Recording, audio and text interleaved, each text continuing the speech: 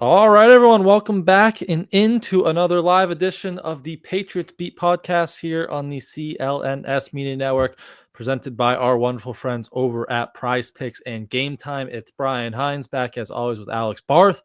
And Barth, we have a finalized coaching staff for the 2025 New England Patriots under Mike Vrabel released yesterday. The team officially announced a lot of guys we've obviously talked about already, in addition to the coordinators, which were announced last week or 2 weeks ago, whenever that came out. But we are finalized. We have some new assistants that weren't previously reported. We have some guys who were reported that we officially have titles for. We have some more holdovers from last year's staff that we weren't aware of already. And you have some takeaways, big picture stuff up on 985thesportshub.com. And we're going to kind of break those down and talk about what really stands out about this staff now that it is finalized, it is confirmed. So what do you got? What was kind of your big first thing looking at this thing now that it is complete? We got the nice list. What was your first kind of thing that stood out to you? So if people want to check out the full takeaways, 985thesportshub.com, just focus on a couple that are sort of better for this format. The first thing that stood out outside of the offensive line, there's no assistant positional coaches. And they didn't have a ton last year. Size-wise, this staff is about the same. I think it's actually one coach bigger. If I remember off the top of my head, they have 23 coaches this year, plus the 4 operational coaches, if you want to call them that, like strength and conditioning stuff and stretch. But 23 offense, defense, and special teams coaches. They had 22 last year, and that was up from 17 the last year under Bill. So about the same size, but not a ton of those positional assistants. So we had talked about, and we now know that Todd Downing is going to be the wide receivers coach, right? Who's going to teach the technique? It's going to be Downing, who's never been there. And another one of my takeaways was the experience. Last year, you had 7 of the 14 coaches had from assistant positional coach on up.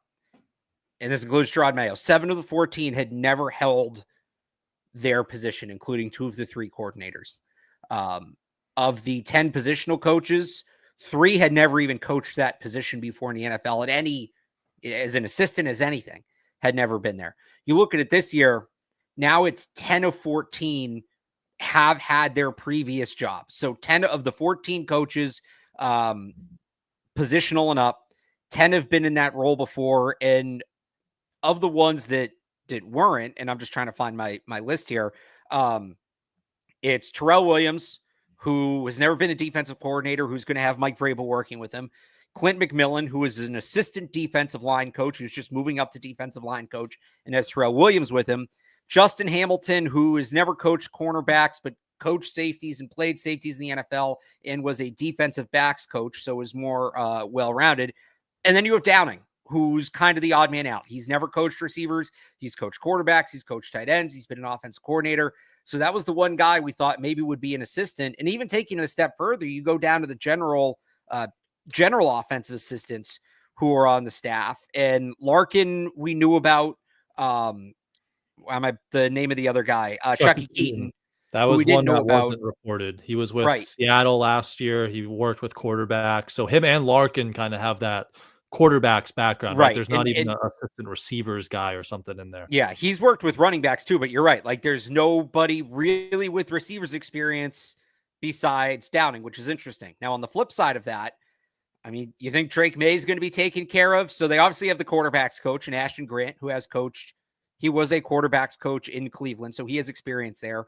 But you also have McDaniels, who's coached quarterbacks, Downing, who's coached quarterbacks, Larkin, who's coached quarterbacks, Keaton, who's coached quarterbacks, and even on the defensive side of the ball, Ben McAdoo, who's coached quarterbacks. So they don't have a real receivers coach, but the flip side of that is they have like 6 quarterbacks coaches, which is interesting. Now, maybe there'll be, a couple other assistants added here or there. Maybe they get somebody from the Bill Walsh Fellowship to work on wide receivers, but the lack of positional assistance, I think, goes both ways. On one hand, I don't think you need them because most of the coaches, again, the heavy majority have done this role before and they know what they're doing. And that's where the general defensive assistants maybe help out a little bit more. But the lack of a wide receiver, of an experienced wide receivers coach on the staff is glaring. Yeah, I will say on the defense side of the ball, like they do have 3 defensive assistants. Now they're not like assistant cornerbacks coach, but you can kind of see like Vinny De Palma, who was here last year, he worked with linebackers, and then they brought Kevin Richardson, who's a defensive assistant. His background is defensive backs, cornerbacks. He comes from Illinois. And then Milton Patterson, defensive assistant, but his specialty was kind of defensive line. So it's just general defensive assistants, but maybe you can see just through their backgrounds where they're going to kind of specialize. Right. But yeah, on the offensive side of the ball, like it's the staff. They have 2 assistant offensive line coaches, Robert Kugler, who is another holdover, and then Jason Hotaling, who comes from Tennessee with Vrabel, worked with the Bears last year, but the assistants, it's just Riley Larkin, just Chucky Keaton. So that will be interesting.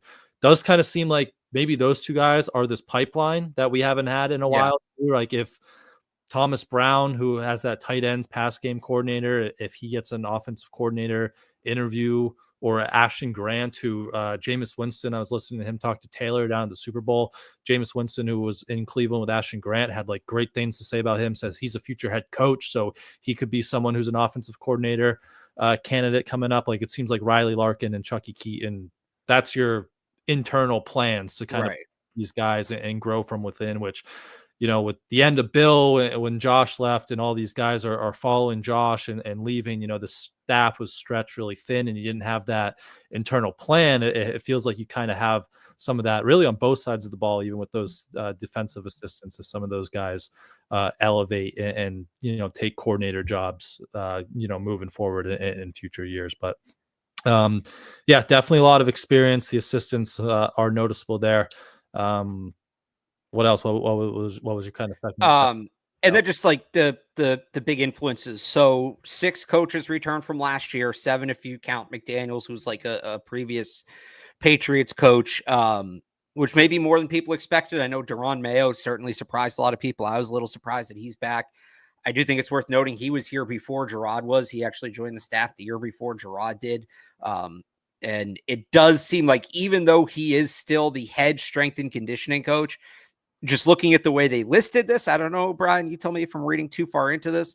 Frank Piriano is the director of sports performance, which is a title. Probably the lead guy in that. Right. I don't remember the Patriots having that title before. He did have that title in Tennessee, but one of these, like not demoted, but somebody hired above you kind of things for Deron Mayo. My kind of opinion on that, and this isn't informed or anything, but I'm guessing Frank is going to come in here. You know, he's worked with Vrabel, establish what he wants to do, but it's probably nice, you know, Deron Mayo and then Brian McDonough, who was here, assistant strength and conditioning coach. Like you keep 2 guys in the building that are familiar with the players, like how they operate, things they like to work on and stuff like that. So you keep some level of familiarity, but then you also bring Frank in here, who's going to kind of lead that and, you know, mesh that with what Vrabel likes to do from their past together. That was kind of how I assumed that would shake out. Yeah, I think that's fair. But so you have 6 or 7, and by the way, Deron Mayo, oddly enough, is the only person on staff left from Bill's last year. McDaniels was obviously here with Bill too, but he's been here since 21. The one holdover is Deron Mayo, oddly enough, from the Belichick era. But you have, by my count, so they have 27, including Vrabel, including those like whatever you want to call them, day to day, like the operational coaches, right? Strength and conditioning and stretch. And Piriano and those guys. So in total, they have 27 coaches.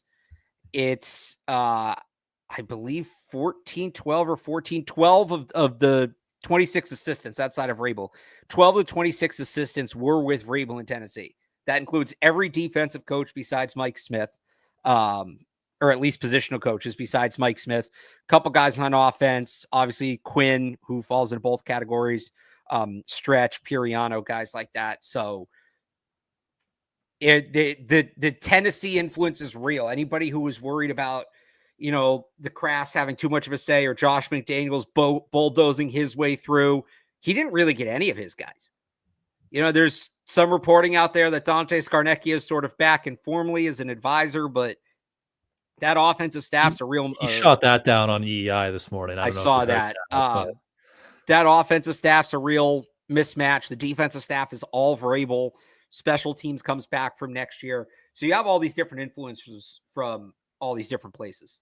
Yeah. Yeah. You definitely see the imprint from Vrabel on the defensive staff, as you just said. Like all the positional coaches have Tennessee ties. Stretch is back. His official title is Vice President of Football Operations and Strategy. So he's in the fold. But yeah, the offensive side of the ball, it's McDaniels and then a lot of these West Coast coaches and, guys from kind of all over the place. Do you like that? Or do you think, I think was it Bedard who said like this McDaniel's offense is going to blow everyone away with how he's adapted and evolved, and we have these West Coast coaches to kind of help, with the language and kind of mesh these two things together. Do you like that, or would you rather him just say, okay, let's bring guys Josh is familiar with, like he can work with, even if he still wants to evolve that offense a little bit, like it's still Josh's Josh's thing. And I still think Josh is going to run the ship here. Like he's the offensive coordinator. He's been doing this for so long, but would you have preferred more of kind of his guys to be in the mix here on this offensive staff? I mean, wide receivers coach, obviously. Besides that, I mean, it's not like they settled. They didn't get a Josh McDaniels offensive line coach, but they got Doug Marrone, who's a hell of an offensive line coach. They didn't get a Josh McDaniels tight ends guy, but they got Thomas Brown, who's a very accomplished coach. Like, I think we had talked about this a couple weeks ago. If it was any other coach, I'd be more, if it was like a first-time coordinator, right? If it was Tommy Rees, I'd be a lot more worried because there's a lot to traffic cop here. But McDaniels knows what he's doing. And I think McDaniels is the guy to handle it. And he probably wants some input for some of this new stuff that he's going to introduce. That's why, like, Thomas Brown being the pass game coordinator is interesting to me. Is he going to be the one to help put some of this West Coast stuff in, some of this RPO stuff in with McDaniels? Like that part fascinates me. There's risk with it when everybody's talking a bunch of different languages, but I think the upside's tremendous if you're really trying to build out an all-encompassing offense, and McDaniels is a good guy to have in the middle because he's so experienced. I wonder what kind of language they're going to lean into, right? Like if they're going to keep this West Coasty kind of stuff, and now you have all these coaches to help McDaniels evolve that way, or is it the opposite where we're going to run McDaniels language and now we have all these coaches to learn it and, all these voices to help Drake May and the offense learn it? I wonder, we haven't got to talk to any of these coaches yet, so we don't really know, but it will be interesting what kind of language they lean into. Is it the West Coast, or are they going back to more of the traditional McDaniels stuff there? But we'll see with that. But a few more things on the coaching staff. And before we get to those, though, I want to tell you guys about Prize Picks, where you just pick more or less on at least two players for a shot to win up to 1,000 times your cash. And the big game is almost here. The last chance, now or never. Don't miss out on the last week of football action. Again, with Prize Picks, where you can win up to 1,000 times your money. And Prize Picks has a big game free pick, Patrick Mahomes projection discount. His pass yards total was 250.5. It's down to a half a passing yard. So he just needs to throw one passing yard. Yes, Patrick Mahomes, one passing yard, and you win that pick. And you can pair that with another player projection. Maybe he's throwing a Travis Kelce more than 62.5 receiving yards, Xavier Worthy more than 56.5 receiving yards, or if you are Team Philly and Saquon is going to run the hell out of the ball, 112.5 rush yards for Saquon Barkley there. So make sure you guys download the Prize Picks app today and use code CLNS to get $50 instantly after you play your first $5 lineup. That's code CLNS on Prize Picks to get $50 instantly after you play your first $5 lineup. Again, on Prize Picks, run your game. We will do a little Super Bowl preview after we get done with this coaching staff. We'll put together our own Prize Picks lineup if you guys want to play along with us and use that Patrick Mahomes projection discount square. So make sure you guys stay tuned for the end of the show when we will do that. But back to this coaching staff. Yeah, we got assistants, we got experience, McDaniels guys. What else was kind of standing out to you from this group that got announced yesterday? That was pretty much the big stuff: the experience, the influence of Tennessee, New England, the lack of a true wide receivers coach. I think that's what you hit on. I know a lot of people like to talk about the whole size of the coaching staff. They're at 23 coaches, not including the strength and conditioning staff. Last year, the league average for staff size was 23.7. So they're right there in the middle. And I think that number is propped up a little bit because I think it was like the Dolphins had like 29 coaches or something. Most teams are right in that 23, 24, 25 range. So for people who that is a number 4, like they're right where they should be. It's not a big staff. It's not a small staff. It's about right. Did you have any opinions on the Ben McAdoo retain? Because that's one I don't think we really talked about much. Like the news breaks, and you're like, all right, they're maybe keeping someone who worked with Drake May, keep some familiarity there, and now it's senior defensive assistant. So you're guessing he's gonna kind of do the opposite of what we thought Matt Patricia might do when he's the offensive coordinator, right? Can you kind of reverse engineer this thing where an offensive mind of Ben McAdoo will be like, okay, this is how I would attack this defense. Now let's fix it on the defensive side of the ball. So were you surprised that he returned, and especially surprised he returned in that role, or what do you think of McAdoo hanging around the staff?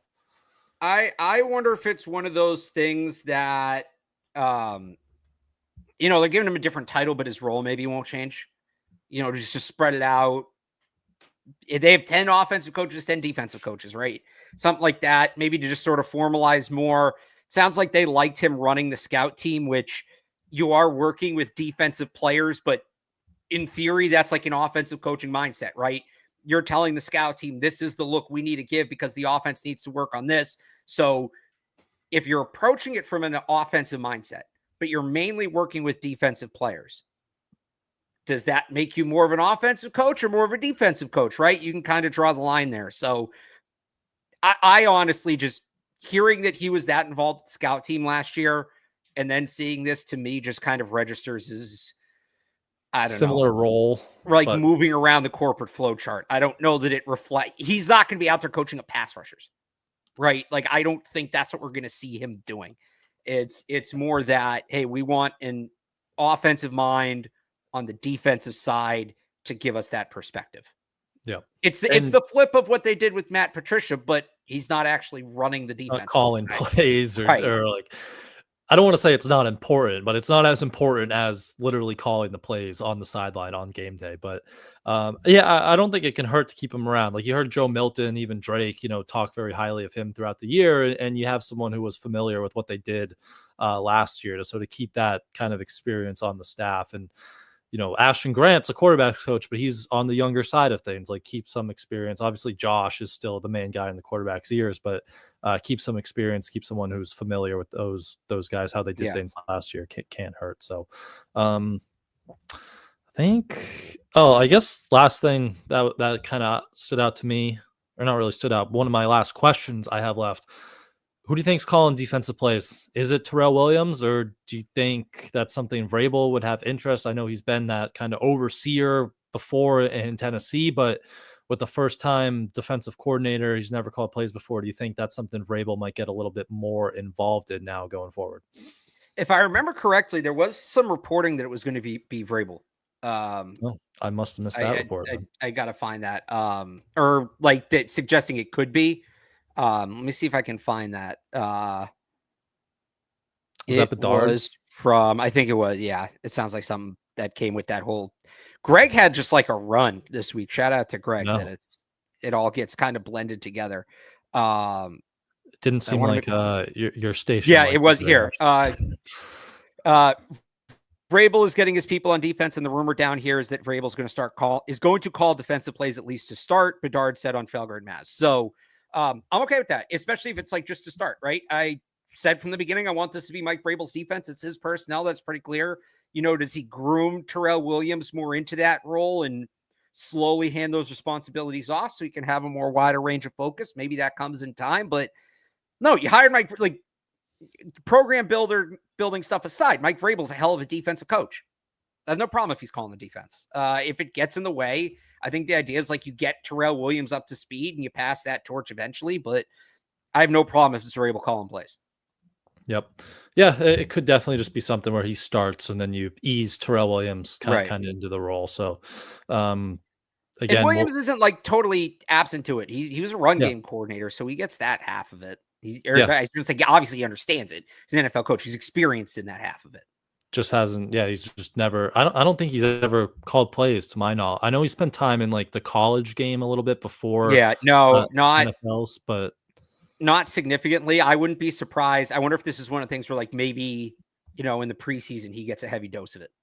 Yeah, definitely. So, or he's pulling the DeMarcus Covington and he's sitting in his backyard right now, visualizing and calling plays. Yeah. Although that didn't work out so great for Mr. Covington there, but yeah, I think that's pretty much it on the coaching staff. Just Scott Booker, safeties, Justin Hamilton, cornerbacks. That was, obviously a big thing we were looking at. That's how those roles kind of shook out there. Booker is an experienced guy, comes with Vrabel. He'll be doing safeties. So any kind of last thoughts on that group or It'll be interesting to see if, any lower level assistants get added throughout the summer. Just again, because they don't have any of those positional assistants, but I think that's pretty much it. Yep. Yeah, definitely that fellowship program. There's always some guys hanging around or, some late additions. So we'll see maybe if they add a positional coach, but you got the skeleton, you got the bones of this coaching staff. So, all right, we will move on then and talk a little Super Bowl. If anyone's in New Orleans and wants to go to the Super Bowl, you guys better be using Game Time. That has a new feature called Game Time Picks that makes getting tickets to see your favorite teams play live even easier because they filter out the fluff to show you only incredible deals on great seats, so you don't have to waste time searching through thousands of tickets. Let's see, Caesars Superdome, Eagles home. They're the home team. So Chiefs at Eagles, cheapest get in right now is $2,746. It is the big game, so it makes sense. Or you can get a super deal if you really want to ball out, $4,000 or $3,000 right there, corner of the end zone, 8 rows up. We'll even knock $20 off that with code CLNS. So make sure you head to Game Time for their lowest price guaranteed and other in-app features such as seat views, all-in pricing, and again, Game Time Picks, which makes it even easier to save more on sports, concerts, comedy, theater, any tickets you are looking for, and take the guesswork out of buying all those tickets with Game Time. Download the Game Time app, create an account, and use code CLNS for $20 off your first purchase. Terms apply. Again, create an account and redeem code CLNS for $20 off. Download Game Time today. What time is it? Game time. Last game, Super Bowl. Yeah. Sunday, Chiefs, Eagles. We'll do our prize picks lineup here at the end of this, but I don't know. What are you thinking about this one? I mean, it just feels dumb not to pick the Chiefs at this point, doesn't it? Like, I want the Eagles to win, but it's just I think Spag's going to have his way with Jalen Hurts. It's going to be like a low-scoring drag-out game. Maybe the Eagles get up a little bit early, but there's no reason for the Chiefs to have won as many games as they have at this point. It's not even like Patrick Mahomes is playing well. This is one of the best coaching jobs I've ever seen, and the defense is great, but it's just so hard to pick against them. I know. I keep going back. Like the Eagles, I think they have the better overall roster. Yeah. They're so good in the trenches. We talk so much about their offensive line. The defensive line is like bunch of guys who could be on the Patriots free agent radar here with Josh Sweat, Milton Williams, and then, Jalen Carter, who's not, he's not going anywhere anytime soon, but their defensive line is stacked. But you come back to the Chiefs have Patrick Mahomes. They have Andy Reid and Spags, who you trust way more than Nick Sirianni. Right. And then kicker, Harrison Butker, who this is Pat's beat to a T, but like, Jason Elliott has been shaky for the Eagles. Like, are you trusting Jake Elliott in this big game right now? Like, that's a disaster waiting to happen. And Butker, is usually one of the more reliable kickers in the game. So you combine those three and what could be kind of these, a lot of possessions. Every point matters in the Super Bowl, but if it's a little bit lower scoring game, like those three things are the big ones. So you want to pick Philly, but that's tough to ignore those three things. Philly is better everywhere except for like the ultimate pressure points, and that can certainly be enough to flip it. So I think it's low scoring. I think it's close. I could even be come from behind it. It's tough because I can't do my annual, opponent. DraftKings has you can bet team to win after trailing. And just betting that against Kyle Shanahan in the Super Bowl is easy money, but I can't do that this year. So, it'll be something. The other thing is, if the Eagles win, it probably means Saquon took over, which it's Like, what is a running back taking over a Super Bowl in 2025? It's kind of hard, and that's coming from me. It's kind of hard to picture how that works. Well, what about flipping this to a Patriots perspective? Anything you can take from these teams? Obviously, the Chiefs' path is like get the greatest quarterback in the game right the now. Chiefs' path is irrelevant. But anything, the Eagles and Howie Roseman have done such a good job of building this team up.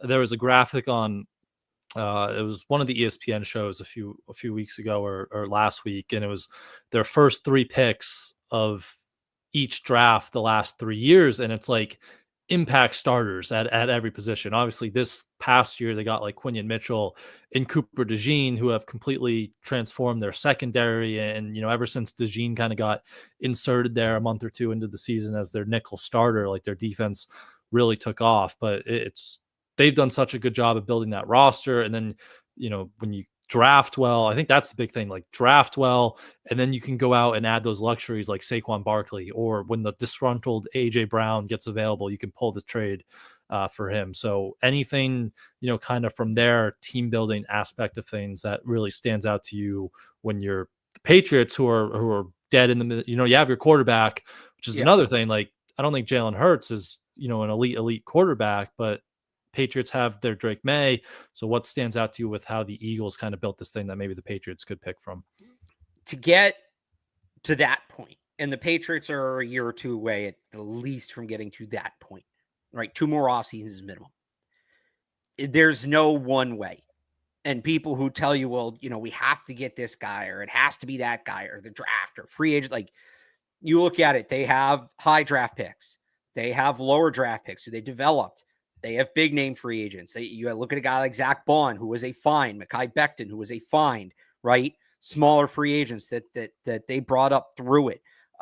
Guys that they drafted and re-signed. Like, it has to be a complete effort. And the draft and the player development has to be a part of it. You have to make players better playing for your organization. You can't just add players and expect them to make that impact. So when I look at the Eagles, I don't, yes, they had some very good drafts. Yes, they had some very good free agencies. I don't look at them and say that's a draft and develop team like we do with the Packers, right? When they're good. I don't look at them and say that's an F them picks team like the Rams when they got there and dealt all their picks. And it's funny, if you look at it, the Packers, well, they go like about 500 every year, and then they or they'll go better than 500, but like they don't make these runs. Maybe the Steelers are a better example of this as a draft and develop team. Steelers generally draft well, hang right around 500 every year, make playoffs, one and done. The Rams had a freaking apex and then kind of bottomed out and are now trying to build back up again, and they're making their progress. But I don't know that there's been a team in the league in the last 10 years that's been more sustainable than the Eagles. And obviously the Chiefs have been good for a long time, but they've done that through a couple different iterations. They have Mahomes and they have Reed, so there's an asterisk on that.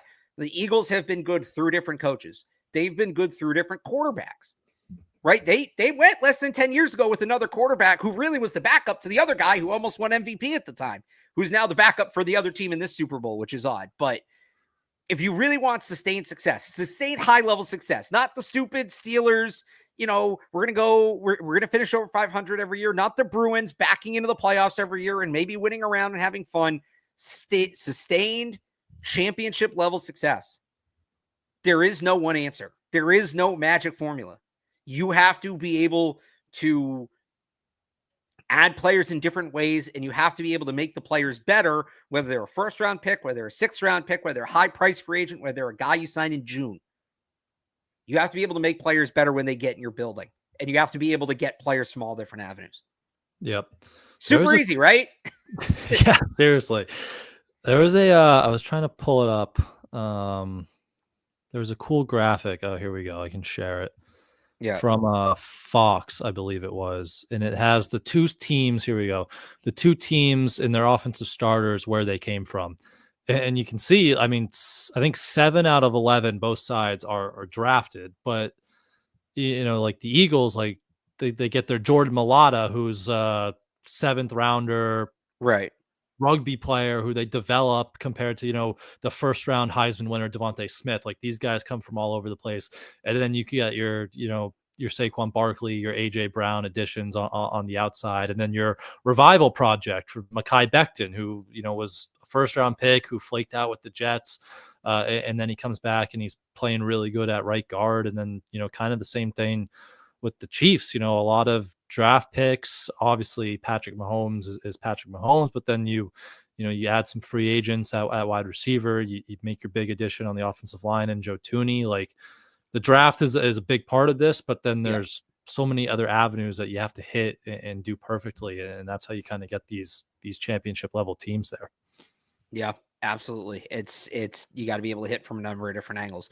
Meanwhile, Joe Thuney's on that. They left out the other Patriots. Did you see the picture, like Josh Uche, Tyquan Thornton, and Juju at Media Day? Like, all those guys were on the Patriots less than a year ago.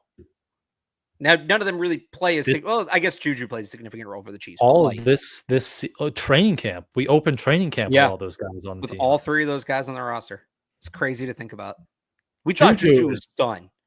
We were talking about retirement during training camp. Like, he was getting passed over by, I don't know, who were the depth guys in training camp this year? Like, even below, like Jaquay Jackson. Like, Jaquay Jackson was looking better than Juju Smith-Schuster out on the practice field. And then he must have just, I'm sure some of it was just mentally, he was kind of checked out at that point. I think that was part of it. But also, again, did they have that ability to make him better once he got here? Yep. And it never felt like they did. Yep. Because he gets there and, like, the knee, he's obviously not as explosive as he was, but the knee looks a little bit better, and just development once you get here, even beyond the rookies, is such a big part of it. But shall we do our Prize Picks lineup for this Super Bowl? Yep. And then I got one more thing I want to get to. Okay, well, let's do this. So we can put our Patrick Mahomes free square right in there, more than half a passing yard. We'll lead off with that. They do have some nice sicko squares for the Super Bowl, because the props are all in on Prize Picks. They got pass interference penalties. They have a couple punter projection lineups. We could do, where was it? Punt touch. Do you think there's going to be one touchback in this game? They have more than half a touchback for both Braden Mann and Matt Ariza. Yeah, Ariza, he can get it far, but he can't control it. Yeah, so let's go punt touchback. Punt touchback. Longest punt is Ariza 55.5 and Mann 54.5. No, let's just stick with touchback there. Let's stick with touchback. All right, then we'll go back to what's do they have Saquon's longest run? So Saquon, let's see. Let's just search Saquon. 113.5 is his regular rush yards. Longest rush, 24.5 yards. Let's do more on that. More than that. Okay. Yeah. I like Devontae Smith has always had good games against the Chiefs. His 51.5 receiving yards, more on that. Okay. So that's can we do Juju for a touchdown? They do have a touchdown. It's a goblin too. Should we do that? Yeah. Yeah. Okay. That one's coming. Yeah. And then we need one more. How about Xavier Worthy, 6.5 rush yards. I was gonna say we can try to keep it Patriots related. Do they have like Josh Sweat for more than half a sack? Future Patriot Josh Sweat. If Josh not, Sweat, more than quarter of a sack, and it's a demon. So it's boosted. So I don't hate that. I don't hate the 6.5 rush yards for Worthy either. I think those could both be more. But do we want to try to get ahead of, again, future Patriot Josh Sweat? Yeah, let's do Sweat, and it's a goblin, so that's okay. Good. All right, so there's our 6-player lineup. Again, free Patrick Mahomes square, more than half a passing yard. Braden Mann plus Matt Ariza, more than half a touchback. Saquon Barkley, 24.5 longest rush. More Devontae Smith, more than 51.5 receiving yards. Juju Smith-Schuster, more than half a rush plus receiving touchdown. And then maybe future Patriot Josh Sweat, more than quarter of a sack. Is he working over Joe Thuney? He might be working. I don't know if he works over Joe Thuney or Juwan Taylor on the right side, but yeah, I can't remember. Just needs to get a quarter of a sack there to win that one. That's our Ready? 50-time multiplier because we have 2 demons in there. The big game, Brian. Got to go big for the big game. This is a true winner. $5 minimum, $250 winnings. If you play the $5 and you're a new user and use code CLNS, you get $50 instantly. It doesn't even have to win. But if you play that $50, $2,500 if that lineup wins. And we also have lineup protection. So either 4 out of 6 or 5 out of 6 picks are correct, you get your money back. So probably Juju will screw us out of this one, but you'll still get your money back if we don't go out. So that is our 6-man lineup. We will tweet that out before the big game if you guys want to play along with us. Again, a 50-time multiplier. I think that's our best all year. I didn't even know you could do more than 25-time multipliers. So that's clearly our best of the season, and hopefully we will go out a winner there. So again, on Prize Picks, promo code CLNS, play $5, get $50 instantly, and make sure you play that Patrick Mahomes free player projection square as well on Prize Picks. So what was the last thing you had? And we can wrap this up. Hall of Fame tonight. True. We're going to learn the Hall of Fame class of 2025. 15 finalists, up to 5 can get in. Eric Allen, Jared Allen, Willie Anderson, Jari Evans, Antonio Gates, Torrey Holt, Luke Kuechly, Eli Manning, Steve Smith, Terrell Suggs, Fred Taylor, Reggie Wayne, Darren Woodson, Marshall Yonda, and of course, Adam Vinatieri. Gates is going to get in. Kuechly's going to get in. Good. I can't roll my eyes hard enough. Eli's going to get in on the first ballot, which is disgusting. And then I put Vinatieri right there with anybody. I'll put him with Suggs. I'll put him with Steve Smith, who I'd like to see get in, Darren Woodson, Jared Allen. But look, Vinatieri should be a first ballot Hall of Famer. And I don't doubt he's going to get in eventually. But the greatest kicker of all time, the league's leader all time in points, he has hit, you rank the 10 biggest field goals in NFL history. How much of that list is him? Half at least? Like, the snow and then a couple game winners in the Super Bowl. Yeah, right. Definitely. I just really hope they don't do the thing that they do, which is this anti-Patriots and anti-specialist position thing. It's going to suck. And we're still waiting on Rodney Harrison. We're still waiting on Vince Wilfork. Julian Edelman's eligible next year. And I don't know whether or not Edelman should be in, but it should be a conversation. And then we're going to have Matthew Slater in a couple of years. This is backing up on them. And that's just Patriots. Right? It took him 2 years to put Devin Hester in, which is mind-boggling. That Hester, right? He had to wait a year. I think he got in on his second ballot, right? Yeah. Which is insane.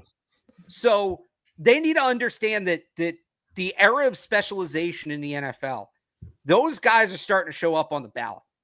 And I'm sorry, wide receiver no longer just means 6'5" guy that plays on the outside and, caught 80 passes for 1,200 yards in a season. That's not what that is. Right? The Wes Welkers, the pass catching backs that are going to come through, these guys that were great at their positions. Just because it's not in the drop down menu on Madden, just because it's not listed as like a regular depth chart position, right? Wide receiver and slot receiver are 2 different positions.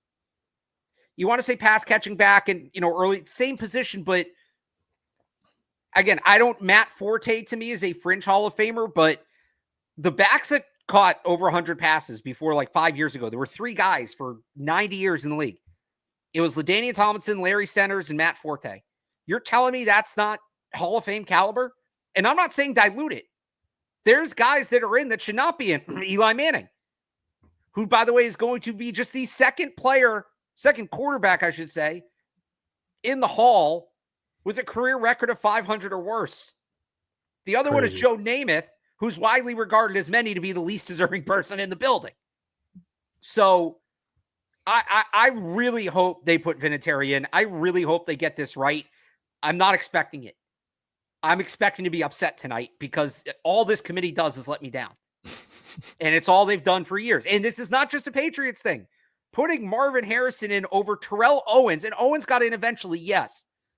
But putting Marvin Harrison in over Terrell Owens was a massive misstep. I guess Larry Centers is sort of a Patriots thing, but like that's another one, right?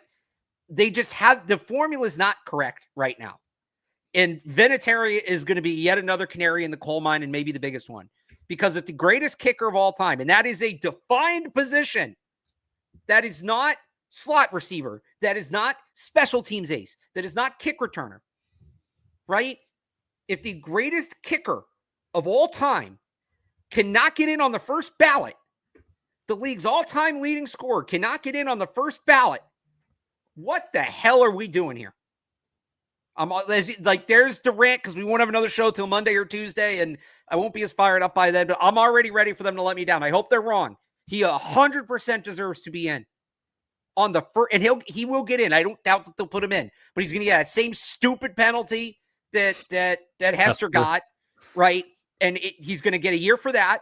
They might dock him a year for the Patriots thing. They did for Tylon Richard Seymour, right?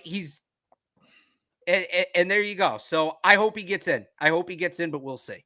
I'm with you. I'm not expecting it, but he absolutely deserves it. How many?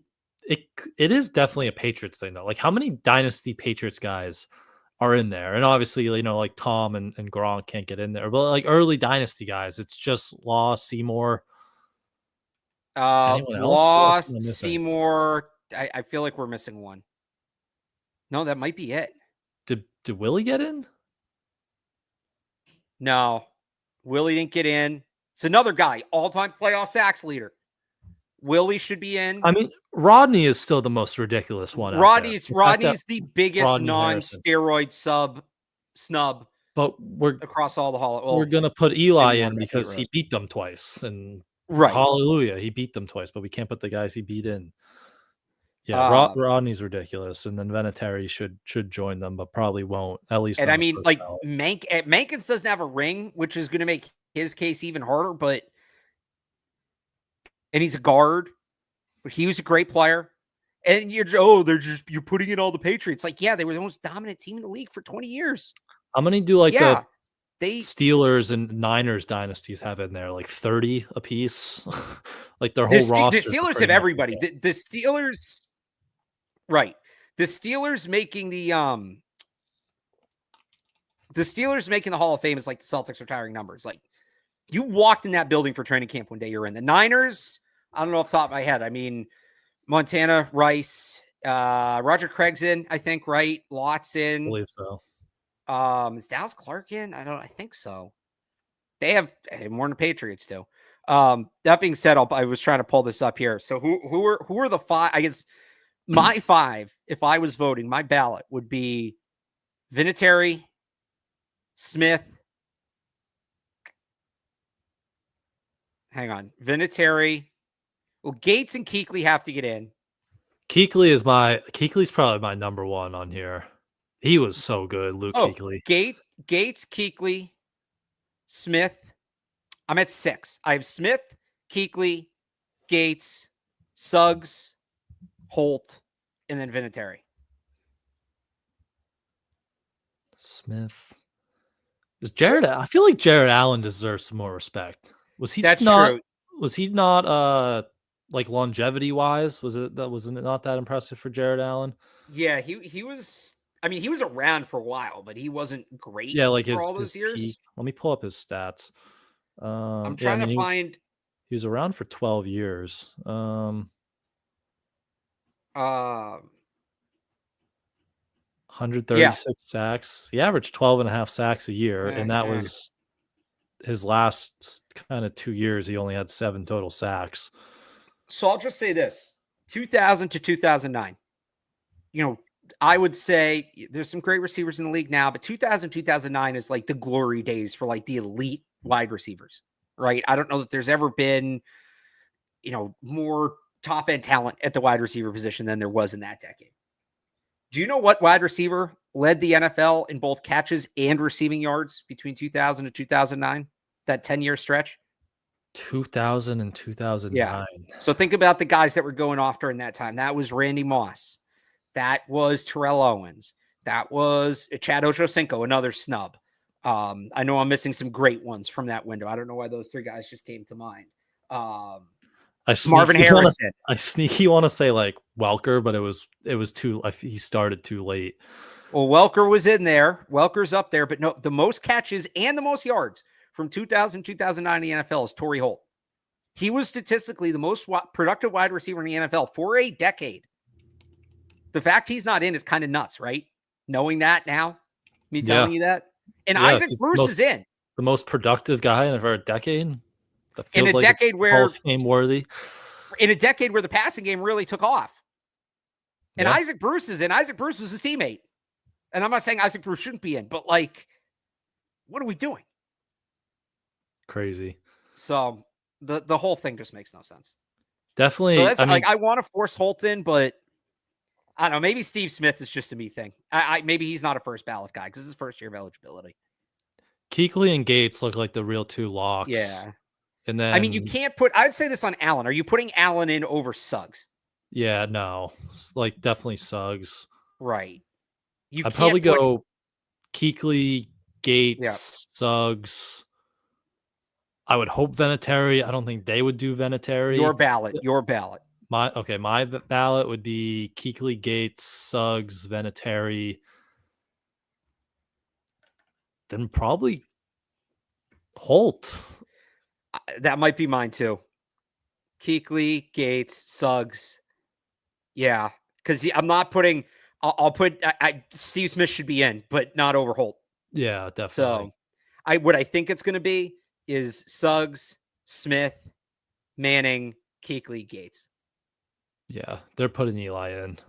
Eli. He's the freaking, like, when you go to NFL.com to pull up the list of the guys who are eligible. He's top photo or something. Yeah, exactly. Oh, yeah. Look, Schefter, was this it? This is what Schefter tweeted, the graphic with the names. It's Eli, Jared Allen, Steve Smith. Oh, he has Jared Allen on there. I don't see how you put Allen in. Then again, they're weird. Although Allen had something, right? Because with Suggs, I could see them being like, what did he get suspended for? He got suspended for something, didn't he? It's probably he has that like dirty player tag. Yeah. Allen did have a 22 sack season. What was Suggs' best? Terrell, Suggs. This is the apex of sports conversation, by the way. Just Googling older players and being like, oh, yeah, he was better than I thought. Suggs' best was 14. And he only had 1, 2, 3, 4, 5, 6. He only had 7 double-digit sack seasons. And Allen had maybe Allen does go over him. I just remember him. He was, and again, I do remember Allen at his peak being like, he was a game wrecker. Maybe I remember Suggs like that more because he did it to the Patriots. Yeah. When Allen was first in Minnesota, I mean, he had some good years with the Chiefs, obviously, too, but like he was so dominant with Minnesota. But yeah, maybe us. Oh, Allen was first team AP All Pro 4 years, including 3 in a row. So I don't know. Suggs just, for us, our brains, Suggs was killing us on those Ravens defenses. Suggs was 1 team All Pro. He does have the 2 Super Bowls, though. That could help him.